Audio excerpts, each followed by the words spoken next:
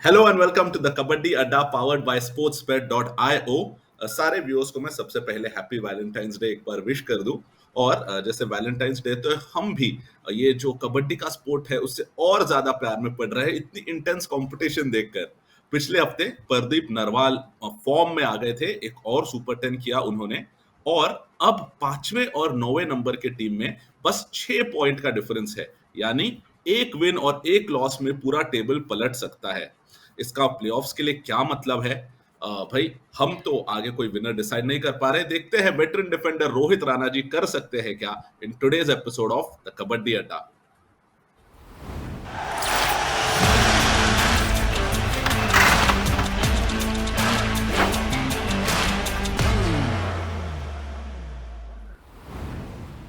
रोहित भाई नमस्ते, welcome to the show. Hello Sahil भाई, नमस्ते। Thank you.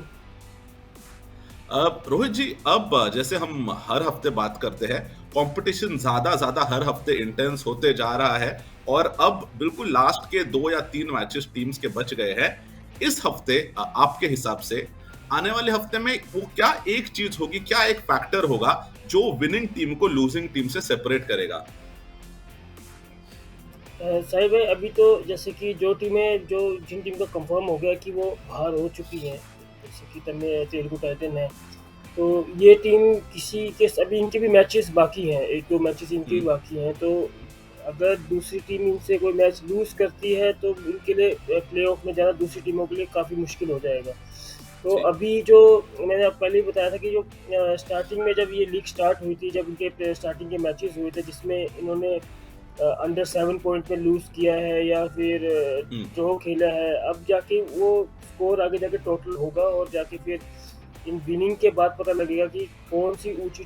जैसे कि आप देख सकते हैं कि दबंग दिल्ली और बेंगलोर बुल्स पहले टॉप पे थी, अब यस। ये डाउन आ गया, अभी पटना टॉप पे आ गई है। तो कहीं ना हम्म। कहीं ये सब चीज़ें भी बहुत चेंज आएंगे, जैसे से 2-3 जो मैच की पेंडिंग पड़ेगी, 22 मैचेस होंगे, उसमें जब जिनके पूरे जब मैचेस होंगे तब कंफर्म हो जाएगा। क्योंकि ऐसा नहीं है कि कोई टीम बिल्कुल ही प्लेयर होगी या कि एक टीम को हम्म। छोड़ के कि प्ले ऑफ में चले ही जाएंगे। क्योंकि जो या। 3, 4, 5, 6 की जो रेशियो है, जो इसमें कहीं कंफ्यूजन है टीमों का, कौन सी टीम ऊपर आएगी, हम्म। क्योंकि इनके सबके मैचेस बाकी हैं। पुनेरी पल्टन भी आ सकती है, कोई इसमें कोई कंफर्मेशन नहीं है, पुनेरी पल्टन आ सकती है, हम्म। अपनी जितनी भी टीमों के मैचेस पेंडिंग है वो आ सकते हैं।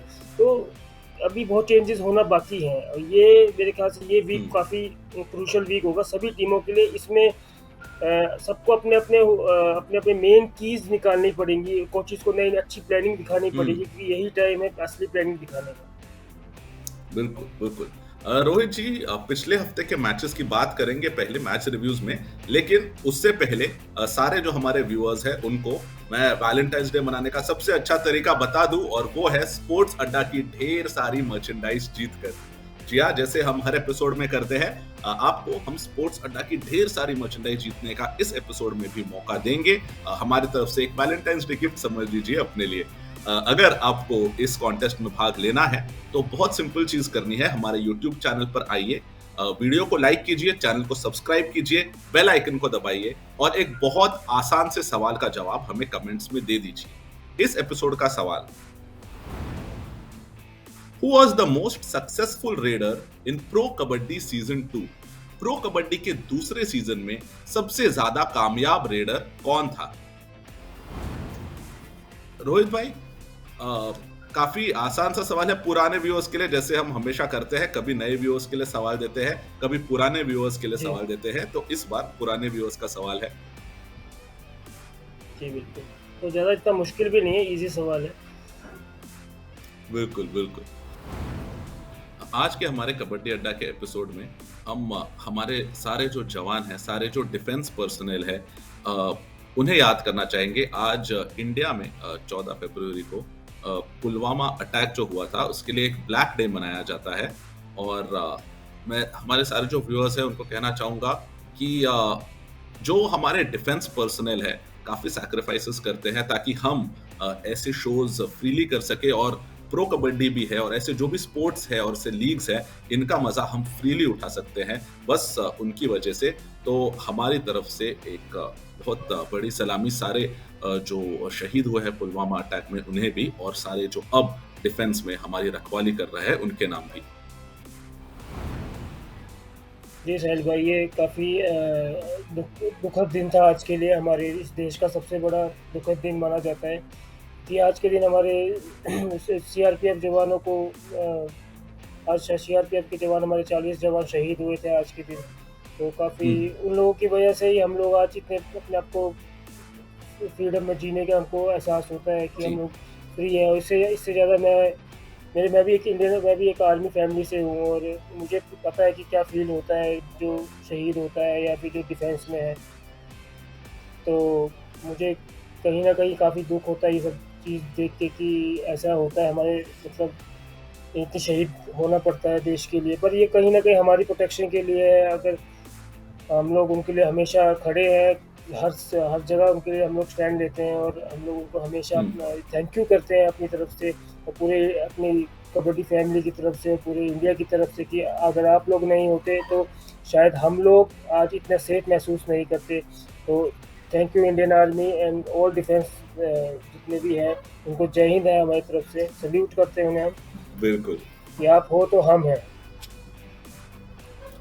थैंक यू सो मच इस मैसेज के लिए रोहित भाई। रोहित जी, मैच रिव्यूज में जाएंगे और देखेंगे पिछले हफ्ते में किस टीम ने कैसे किया।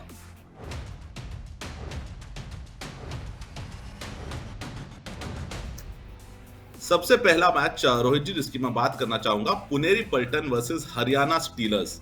इस मैच में पुनेरी पल्टन 45-27 मार्जिन से जीत गई थी अगेंस्ट हरियाणा स्टीलर्स, जो इतने अच्छे फॉर्म में चल रहे हैं। काफी मैचेस उनके अनबीटन रहे। अगर हम देखें पिछले 5 मैचेस में से बस एक मैच हारे हैं हरियाणा स्टीलर्स, और वो पुनेरी पल्टन के खिलाफ रहा। राकेश कुमार ने मैच के बाद कहा पुणे जरूर प्लेऑफ्स में आएगा अगर वो इसी प्रकार की कबड्डी खेलते रहे। आपके हिसाब से इसका क्या मतलब है? क्या पुनेरी पल्टन आ सकता है प्लेऑफ्स में? साहिल भाई, प्लेऑफ्स में पुनेरी पल्टन मेरे जिस हिसाब से वो खेल रही है उस हिसाब से तो 101% लगता है कि वो प्लेऑफ में आ जाएगी, क्योंकि सबसे ज़्यादा मैचेस उन्हीं के बचे हैं अभी। तो और हम्म, एक तो टीम भी बहुत अच्छा परफॉर्म कर रही है, सब कुछ सेट हो गया है उनका। और अब मुझे लगता है कहीं ना कहीं अभी वो राहुल राहुल चौधरी को भी टेस्टिंग करना शुरू कर दिया उन्हें ऑन मैट। अभी इनको एक हाफ खिला के हम्म, देखा, मतलब हाफ टाइम के बाद खिला के देखा था। तो कहीं ना कहीं अभी इनकी जो जो प्लानिंग्स हैं ये चेंज होंगी, और मुझे लगता नहीं है वो प्लानिंग चेंज करने की जरूरत है, क्योंकि पूरी टीम अच्छा परफॉर्म कर रही है, चाहे वो हम्म। डिफेंस हो या रेडर्स हो। तो मुझे लगता है आने वाले जितने भी मैचेस हैं शायद पुनेरी पल्टन उसमें अच्छी तरीके से विन करेगी और प्लेऑफ में आने की जगह जरूर बनाएगी। बिल्कुल। और सबसे ज्यादा बड़ा टेस्ट पुनेरी पल्टन का मुझे लगता है जो टॉप के टीम्स है, बेंगलुरु बुल्स, दबंग दिल्ली, पटना पायरेट्स, वो जो मैचेस है उसमें असली जो कैरेक्टर है टीम का वो समझेगा। तो काफी इंटरेस्टिंग होगा उनके मैचेस देखना। दूसरा मैच जिसकी मैं बात करना चाहता हूँ रोहित जी, यूपी योद्धा वर्सेस गुजरात जायंट्स। यूपी योद्धा अच्छे लय में चल रहे थे, प्रदीप नरवाल भी ठीक चल रहे थे, मगर गुजरात जायंट्स फिर भी ये मैच 38-31 से जीत गई। यानी अंत में यूपी योद्धा ने भी एम्प्टी रेड की ताकि 7 से कम का स्कोर डिफरेंस रहे।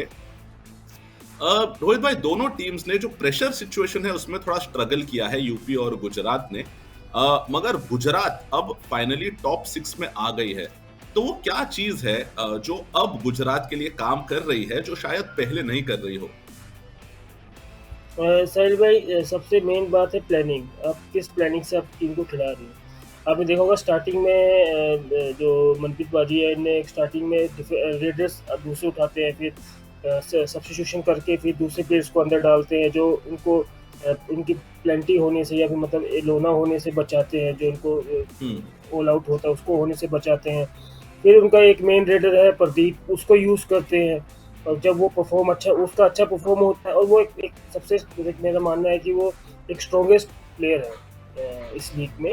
मनिंदर के बाद हम्म, उन्हीं को माना जाता है। तो उसका यूज़ करते हैं, वो चलते कंटिन्यू ग्राउंड में रखते हैं। डिफेंस कहीं ना कहीं उनका चलना शुरू हो गया अच्छी तरह। गिरीश शिवनाथ काफ़ी अच्छी एडवांस कैचेस भी मार रहे हैं, कैचेस भी टाइमिंग में हम्म, कर रहे हैं। परवेश और सुनील की जोड़ी भी अच्छी चलने लग गई है। और सबसे बड़ी बात मैंने आपको कहा था, उनके जो प्लानिंग है और उनकी जो चेंजेस है, जैसे उन्हें हादी को खिलाया, हादी को, तो हादी ने हम्म, आती स्टार्टिंग में इतना प्रेशर डाल दिया उनके रेडर्स के ऊपर कि दूसरी टीम का डिफेंस वो चीज़ देख के थोड़ा सा कंफ्यूज हो गया, और उन्होंने उनके गुजरात के जो टैकल्स हैं वो सक्सेस हो गए, और जो यूपी के वो सक्सेस नहीं हुए, क्योंकि आपने देखा कॉर्नर्स काफ़ी गलतियाँ कर रहे थे कल। तो हुँ, कहीं न कहीं ये जो प्लान्स है और ये चेंजिंग्स जो बीच-बीच में ले रहे हैं, और ये कहीं न कहीं एक टीम को बहुत सपोर्ट कर रहा है। और जो मनप्रीत बाजी है, इनकी तो प्लानिंग काफ़ी अच्छी होती है हमेशा। तो मेरा मानना ये है कि जो उनकी जो कोचिज़ के जो हिसाब से जो चल रहा है, वो उसी हिसाब से, जैसे हुँ, आप बेंगलुरु बुल्स को देख लो, आप अभी गुजरात को देख लो, तो ये कोचिज़ के हिसाब से खेल रहे हैं तो टीम अच्छा परफ़ॉर्म कर रही है। हुँ। बिल्कुल रोहित जी आगे जाकर भी ये एक इम्पोर्टेंट चीज़ होगी जैसे पिछले हफ्ते भी हमने बात की थी कितना आप कोच की सुने और कितना आप जो कोच कहता है उस पे ज़रा अमल करें और फिर उस हिसाब से सिचुएशन को समझें। रोहित हाँ, जी अगले क्योंकि सेक्शन जी। क्योंकि जी, जी क्योंकि रोहित भाई। ऐसा होता है कि आप अगर आप क्योंकि हम अंदर जो खेल रहे होते हैं ना, उनको पता नहीं लगता कि क्या सिचुएशन चल रही है, क्या नहीं। ज़्यादा हुँ, सिचुएशन आप बाहर जो ऑडियंस भी बैठी होती है, उनको भी पता चल जाता है, जो खेलने वाले लोग हैं या जो कोचेज़ हैं, इनको ज़्यादा पता होता है कि क्या है, क्या नहीं है। हुँ, हुँ। बिल्कुल, बिल्कुल। रोहित भाई अगले सेक्शन में आते हैं जो है टीम ऑफ द वीक।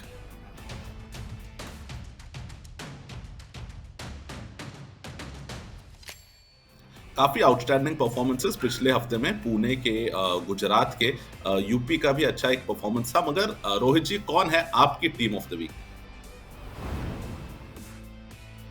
मेरी टीम ऑफ द वीक है हरियाणा स्टीलर्स, जिन्होंने काफ़ी अच्छा भी कमबैक किया है, मतलब लूज़ के बाद होने के बाद भी एक अच्छा कमबैक किया है, और मेरे ख़्याल से टॉप 3 में आ गए हैं मेरे ख़्याल से हरियाणा स्टीलर्स। और हुँ, ये जी। 20 मैचेस खेले हैं, 7 उसमें से 10 विन किए हैं, 7 लूज़ किए हैं। और कहीं न कहीं मैं आपको एक चीज़ बता रहा था कि जो ये मैच के जो ये टाई जो मैच होते हैं, इनके स्कोरिंग भी लगती है। तो कहीं न कहीं ये हुँ, भी उनके लिए एक प्लस पॉइंट है कि उन्होंने 3 टाई किए हैं, ये भी इनको काफ़ी बेनिफिट दे रहे हैं। बिल्कुल, बिल्कुल। और हमने काफ़ी बार टीम ऑफ द वीक में बात की है कि जो टीम लॉस के बाद अ, उभर सके, वो टीम असल में एक स्टीडी रिज़ॉल्व वाली टीम होती है, जिसे हम कहते हैं। तो ऐसे नहीं जी। कि आप जीतते जा रहे हैं, शायद उसके बाद जब हार का सामना करना पड़े, तब आपको नहीं समझे कि क्या करना है। मगर जो हार के बाद टीम उभर के आ सकती है उसे भी ज़्यादा स्ट्रॉन्ग टीम माना जाता है। जी, जी। क्योंकि जो जैसे कि बोलते हैं ना कि आपको पहले एक्सेप्ट करना पड़ता है अपनी हार को, उसके बाद फिर आप जीत की तरफ बढ़ते हैं। तो ये हुँ, सिचुएशन हर टीम के साथ होता है। अगर एक बार आपको लगे कि हम 2 मैच हार गए, अब कुछ नहीं होगा, तो ये कबड्डी में ये सब चीज़ें मायने नहीं रखती है कि आप हुँ, अपना मॉरल डाउन कर लो कि नहीं यार, अब नहीं होगा। बहुत टीमें ऐसी है जो डाउन टेबल थी, आज अप टेबल चली गई है, जो स्कोरिंग में अप चली गई है। बहुत सारी टीमें ऐसी थी स्टार्टिंग में। बिल्कुल, बिल्कुल। रोहित जी अगले सेक्शन में आते हैं जिसमें हम इंडिविजुअल्स की बात करेंगे और वो है हमारा प्लेयर ऑफ द वीक।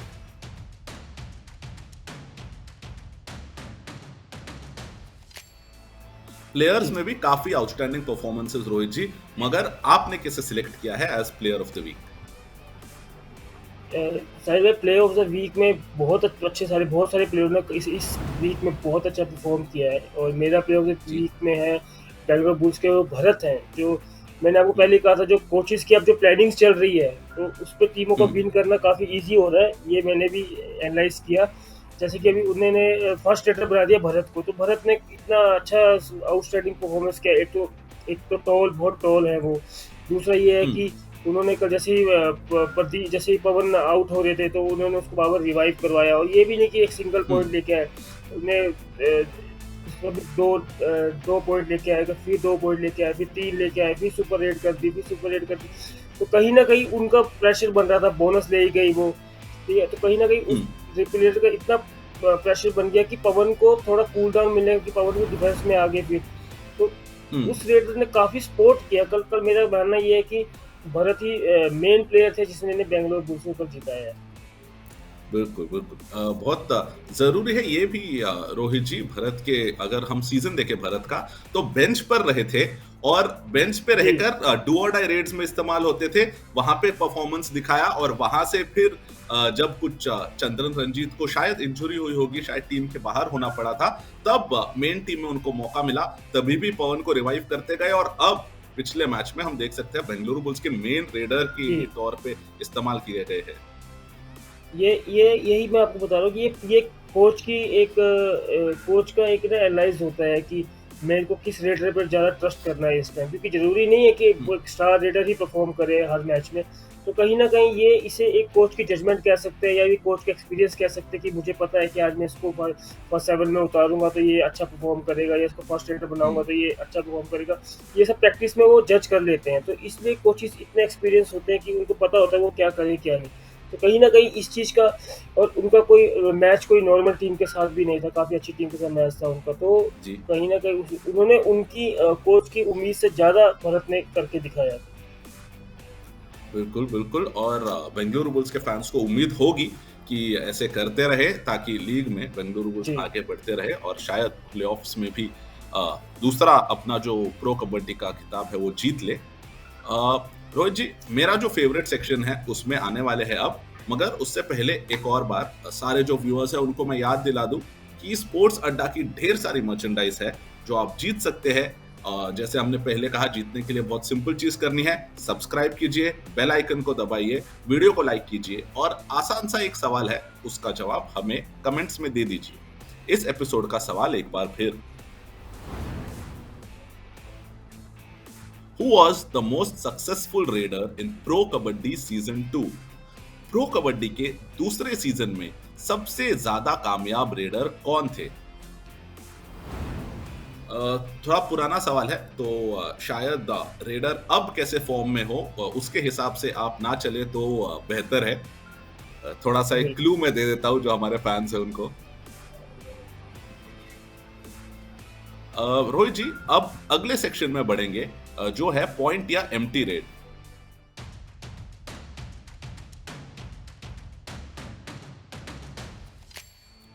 सारे व्यूअर्स को मैं बता दूं, इस सेक्शन में बहुत एक इंटरेस्टिंग चीज होती है। मैं एक स्टेटमेंट या एक वाक्य कहता हूं, अगर रोहित जी उससे एग्री करते हैं तो वो कहेंगे मुझे पॉइंट या फिर वो मुझे कहेंगे एम्प्टी रेड।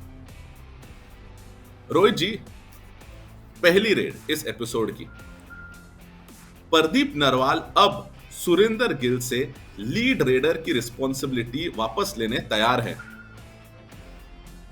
ये पॉइंट है आपका, क्योंकि अब ऐसा होता है जैसे कि जो रेडर अगर फॉर्म में ना चल रहा हो तो जो दूसरी टीम के डिफेंस वाले होते हैं या उनकी मैनेजमेंट होती है, वो जो उनके जो मेन रेडर चल रहे होते हैं उन पे ज़्यादा स्टडी करना शुरू करते हैं, जैसे सुरेंद्र गिल पे स्टडी हम्म, करना शुरू कर देते हैं वो लोग। तो कहीं ना कहीं इसका प्लस पॉइंट मिलता है उस रेडर को जो अभी फॉर्म में नहीं चल रहा है, पर उनका फॉर्म में वापस आना यूपी के लिए बहुत अच्छी बात है। और कहीं न कहीं अभी भी थोड़ी-सी उनके अंदर स्पीड की कमी दिख रही है, बट अभी अच्छा उन्होंने रिटर्न किया है और उससे क्या होता है, हम्म, एक रेडर का कॉन्फिडेंस बढ़ता है। और अभी इस टाइम प्रदीप नरवाल का कॉन्फिडेंस बढ़ना बहुत ज़रूरी है यूपी योद्धा के लिए, क्योंकि अभी ही टाइम है। अब इनका जैसे पॉजिटिव फॉर्म में आ गए हैं, तो इससे अच्छी बात यूपी योद्धा के लिए कुछ नहीं हो सकती, क्योंकि अभी ही फॉर्म में आ गए तो बहुत अच्छी बात है। क्योंकि हम्म, थोड़ा देर आए दुरुस्त आए, पर आए तो सही, मतलब बहुत ज़रूरी है इस टाइम उनका आना, और ये टीम के लिए बहुत ज़रूरी है इस टाइम प्लेऑफ में जाना। बिल्कुल। दूसरी रेड हमारी रोहित जी, जयपुर पिंक पैंथर्स अगर एक थर्ड रेडिंग ऑप्शन ना ढूंढ ले तो उनके लिए प्लेऑफ्स में जाना अब मुश्किल होगा। ये भी आपका पॉइंट है, क्योंकि उनके जो दोनों रेडर्स पे मैंने आपको जैसे कहा कि अगर आपके 2 रेडर्स मेन चल रहे हैं तो उस पे ज़्यादा स्टडी करते हैं कि ये ये आउट होगा, इसको इसकी स्टडी होगी, ये आउट होगा तो इसके बाद डेफ़िनेटली ये रेडर आएगा। तो कहीं न कहीं उनको थर्ड रेडर का जो है उनका, वो उनको ज़रूर एक टीम में रखना चाहिए, जो टीम मतलब की टीम से स्कोर निकाल सके दूसरी टीम से। क्योंकि और वो भी सरप्राइजिंग थर्ड रेडर होना चाहिए। ये नहीं कि हम्म, पहले से डिसाइड हुआ 1, 2, 3 है ये।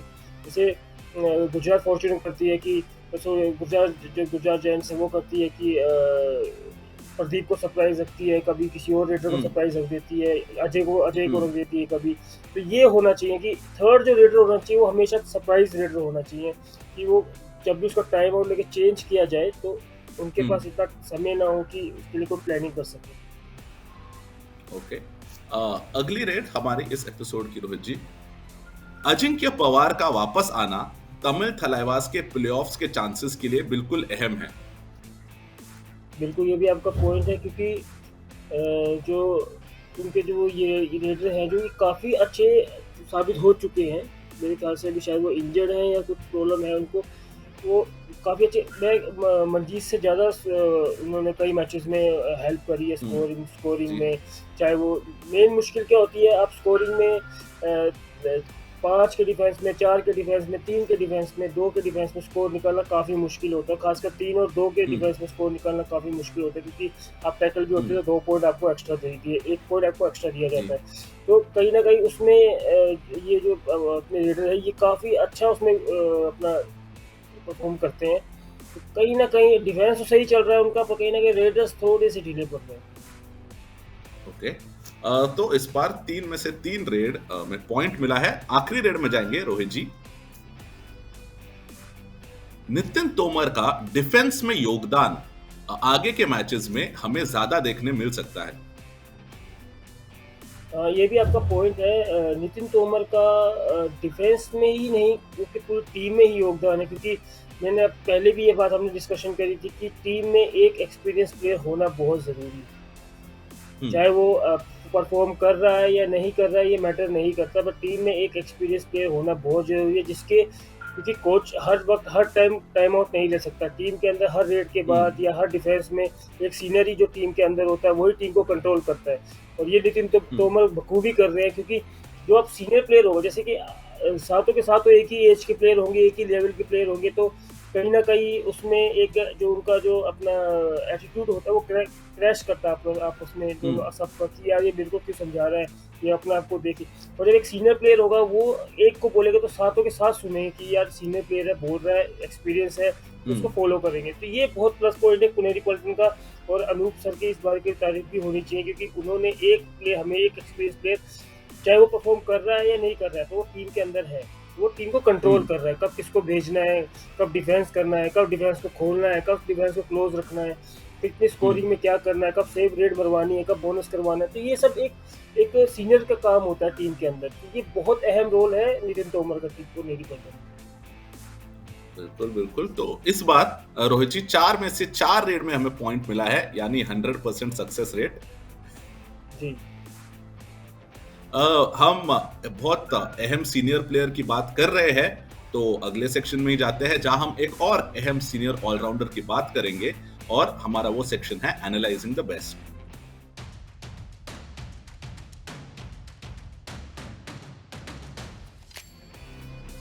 इस बार एनालाइजिंग द बेस्ट में दीपक निवास हुड्डा एक ऑलराउंडर है जो उनका डाइविंग थाई होल्ड है, उससे काफी सरप्राइज करते हैं रेडर्स को, क्योंकि काफी समय तक लोगों को लगता था अच्छा रेडर है, मगर उन्होंने ये स्किल अपना डेवलप किया और काफी बेहतरीन डाइविंग थाई होल्ड करते हैं।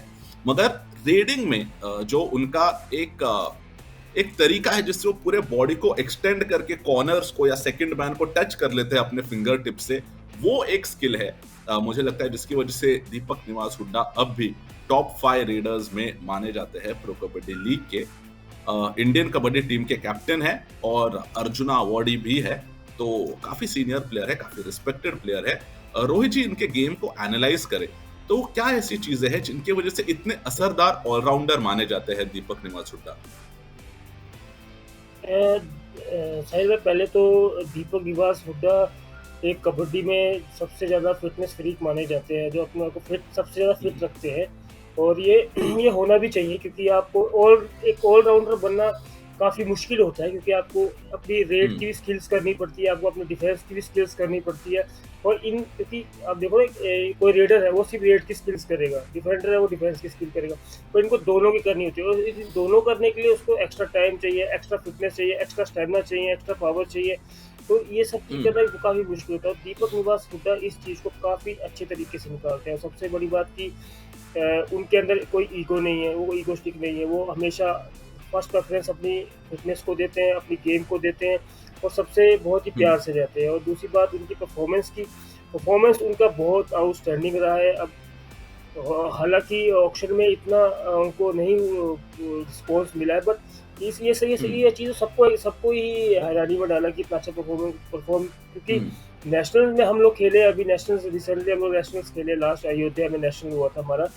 तो वहाँ पे हम्म, दीपक हुड्डा काफ़ी अच्छे आउटस्टैंडिंग परफॉर्मेंस करके अपने राजस्थान टीम को इन्होंने थर्ड प्लेस दिलवाई, वो भी बच्चों की टीम लेके आए थे अपने साथ।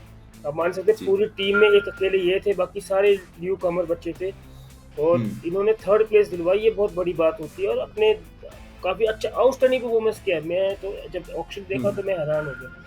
बट इनके अंदर रीच की एबिलिटी है, बोनस एबिलिटी है, पावर है, स्पीड है, रीच है अच्छी खासी इनके पास और डिफेंस हुँ, काफ़ी अच्छा करते हैं, तो इससे अच्छा वैल्यूएबल प्लेयर तो मेरे आइडिया में कोई नहीं है। पहले मनजीत चिल्लर हुआ करते थे ऐसे ही, जो पहले हुँ, रेड्स भी बहुत करते थे, डिफेंस भी करते थे हुँ। और उनके बाद अभी ये दीपक हुड्डा आया है जो ऑलराउंडर है और वैल्यूएबल वैसे नहीं है कि सिर्फ ऑलराउंडर है, बट ये परफेक्ट ऑलराउंडर कहना चाहूँगा तो वो एक मंजीत चिल्लर थे और एक ये दीपक सहवाग होता है। बिल्कुल। रोहित जी, एक साइकोलॉजिकल एज भी दीपक निवास हुड्डा जिनसे मैं कई बार बात कर चुका हूँ, तो उनसे एक चीज समझ में आती है, जो साइकोलॉजिकल एज है वो कहते हैं जो बचपन में काफी डिफिकल्टीज के थ्रू गए हैं। अगर आप दीपक निवास हुड्डा की स्टोरी सुने, काफी डिफिकल्टीज जी, डिफिकल्ट पीरियड के थ्रू गए हैं, काफी उनको कबड्डी खुद से सीखनी पड़ी थी, काफी ट्रेनिंग खुद से करनी पड़ी थी और बहुत चीजें ऐसी हुई है बचपन में जिसके वजह से वो कहते हैं उनका एक साइकोलॉजिकल माइंडसेट बन गया है, बहुत स्ट्रांग, बहुत सख्त, और उसके वजह से जो प्रेशर है या ऐसी जो चीजें हैं जो लाइफ में डिसअपॉइंट कर दे, वो उन्हें इतना ज्यादा अफेक्ट नहीं करती। क्या आप भी ये जब देखते हैं उन्हें तो आपको भी ऐसा लगता है? जी, बिल्कुल क्योंकि दीपक को काफ़ी क्लोज़ से जानता हूँ मैं उसको क्योंकि मेरा काफ़ी अच्छे हुँ, दोस्त है मेरे। तो उनको ये जो ऐसे छोटी-मोटी परेशानियाँ होती हैं, ये तो शायद किसी भी प्लेयर को मैटर नहीं करती है, बट उनके बच्चे क्योंकि वो बचपन से स्ट्रगल करते आए हैं, तो उनके लिए ये चीज़ वैसा है कि आम है कि ये स्ट्रगल है या क्या है, कुछ भी है, उनको मैटर नहीं करता क्योंकि वो उस चीज़ को फेस कर चुके हैं पहले ही बचपन में। तो अब उनके लिए हुँ, ये सब चीज़ें इतनी मायने रखती हैं, इसीलिए वो अपनी फ़िटनेस पे ज़्यादा ध्यान देते हैं कि मेरे को सिर्फ परफ़ॉर्म करना है, मैं अपना बेस्ट 100% करूँगा, बाकी मेरा लक है, अगर मेरा साथ देगा ठीक है, नहीं तो ठीक है। और वो अपना ऐसा तो नहीं है कि वो मतलब घर पे बैठ गया आराम से कि नहीं यार मेरे साथ ऐसा हुँ, हो गया, वैसा हो गया, नहीं हुआ। इस करके वो आज इतने हाई लेवल पे पहुँचे, उन्होंने सिर्फ़ अपनी मेहनत पे विश्वास किया है, अपने अपने प्रैक्टिस पे विश्वास किया है और अपने आप पे विश्वास किया है सबसे बड़ी बात और उसके बाद चाहे उनके साथ कुछ भी हो रहा है या नहीं हो रहा है, वो तो उनको पहले से उसके लिए वो मेंटली स्ट्रॉन्ग है, तो हुँ, उसके लिए वो मैटर नहीं करते, वो अपने आप पे ज़्यादा विश्वास करते हैं और ये बहुत अच्छी बात होती है हर प्लेयर के लिए जो अपने आप पे ज़्यादा विश्वास करे। कहते हैं ना पहले अपने आप बिल्कुल। पे ट्रस्ट करो, पहले अपने आप पे ट्रस्ट करो, फिर हुँ। जाके दूसरों पे करो, तो जब तक आपको अपने आप पे ट्रस्ट है, तो फिर आप किसी चीज़ से भी लड़ सकते हैं। बिल्कुल, बिल्कुल। सारे व्यूअर्स को मैं बस बताना चाहूँगा, काफ़ी इंटरेस्टिंग सी और इंस्पिरेशनल स्टोरी है, मैं कह सकता हूँ दीपक निवास हुड्डा की। तो अगर आपको कभी मौका मिले, शायद यूट्यूब पर, शायद गूगल पर आप देख सकते हैं दीपक निवास हुड्डा की स्टोरी। मुझे काफ़ी इंस्पायर किया है उनकी स्टोरी ने, जब भी मैंने उनसे बात की है। अ, रोहित जी, आखिरी सेगमेंट में आएँगे जिसमें हम आपसे इस एपिसोड का सबसे मुश्किल काम करवाते हैं, जो है आने वाले मैचेस के विनर्स को प्रेडिक्ट कराना। मगर उससे पहले एक आखिरी बार सारे व्यूअर्स को मैं बता दूं कि स्पोर्ट्स अड्डा की ढेर सारी मर्चेंडाइज है जो आप जीत सकते हैं। और अगर आपको मर्चेंडाइज जीतनी है तो आसान सी चीज करनी है, सब्सक्राइब कीजिए, बेल आइकन को दबाइए, वीडियो को लाइक कीजिए और बहुत आसान सा एक सवाल है, उसका जवाब कमेंट्स में हमें दे दीजिए। इस एपिसोड का सवाल, प्रो कबड्डी के दूसरे सीजन में सबसे ज्यादा कामयाब रेडर कौन थे? रोहित जी, हमारे इंग्लिश स्पीकिंग ऑडियंस के लिए एक बार इंग्लिश में सवाल। Okay, who was the most successful raider in Pro Kabaddi Season 2? जवाब हमें कमेंट्स में दे दीजिए और ढेर सारी मर्चेंडाइज हमारे तरफ से जीतिए। रोहित जी, आखिरी सेक्शन में आते हैं जो है राणा की रेड।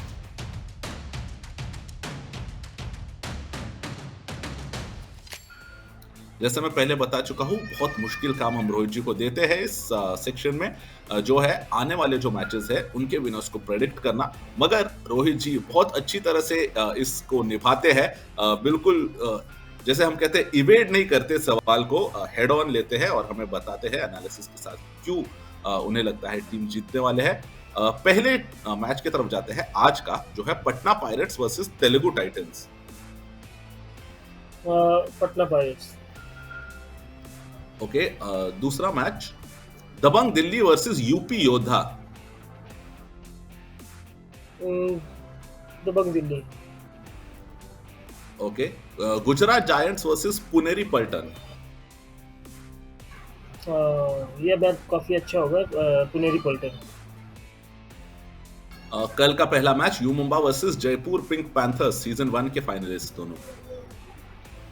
ये भी मैच काफी, क्योंकि ये लीग के सबसे टफ मैचेस होते हैं दोनों के, तो हम्म। इसमें तो मेरे ख्याल से मुझे लगता है you Mumba, you Mumba. Okay, top का जो एक मैच है Patna Pirates versus Bengaluru bulls. तो मैं कहूँ पटना पायरेट्स। ओके, पुनेरी पल्टन के लिए एक और मौका, इस बार तमिल थलाइवास के खिलाफ। पुनेरी पल्टन।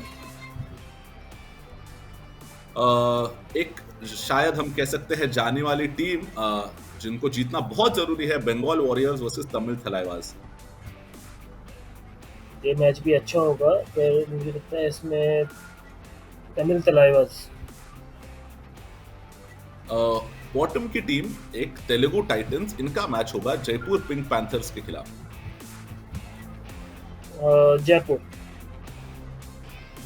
ओके, ये एक मैच है जिसमें शायद दोनों टीम्स के लिए जीतना बिल्कुल अहम होगा। इनका जो प्रो कबड्डी में आगे का सफर है वो इस पे निर्भर रहेगा। यूपी योद्धा वर्सेस यू मुंबा।